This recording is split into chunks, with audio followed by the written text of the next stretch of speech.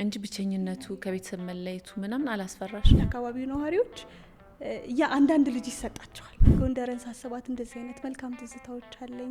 ተነስቼ ልሄድ ነው አሁን እውነት ወደ ጎንደር። ደስ ይለኛል። በስነ ጽሁፉ ደግሞ የሰውን አእምሮ እያከምሽ የኔ ሰውነት መለኪያ ክርስቶስን በመምሰል ህይወት ውስጥ መመላለስ ነው። ያንቺ ሳቅ ሌሎችን ነው እያስደሰተ ያለው ነው፣ አንቺ እየገደለሽ ነው። ሰውነትን እንዴት ነው የምትለማመጂው? ብትወዱኝ ትእዛዜን ጠብቁ እንዳለው በዛ ውስጥ መመላለስ ነው ትልቁ የሰውነት ጥግ ማለት ነው። የሄኖክ ኃይሌም ጽሁፎች በጣም ረድተውኛል። ልጅነት ነፍስሽ ነች የምትመጣው። ልክ እችን ስትዘረጊ ሽንፈት ናት፣ ይቅርታ ናት፣ መተናነስ ናት። እቺ ከሰውነታችን ከሚያጎለን ነገር አለመገኘት ነው። ህጻናት በጣም ልቤን ይስቡታል። ስብራታቸው መልስ ሊሆን ይችላል ብዬ ማሰባቸውን። ስለዚህ ያለሽበትንም ቦታ ሁሉ ነው የምትረሹ። ሌላ ዓለም ውስጥ ነው የምትገቢው ማለት ነው። መሆን የምፈልገው በቃ ለሰውነት የቀረበ ሙያ ውስጥ መገኘት። ቤተክርስቲያን ጥቁር የለበሰችበት ጊዜ ትዝ ይልሻል? ሰው አምላኩን ሲተው ከሁሉ አስቀድሞ ራሱን ነው የሚያጣው። እንደ እድሜሽም አይደለም፣ የበሰለ ሀሳብ ነው እያካፈልሽን ያለሽ።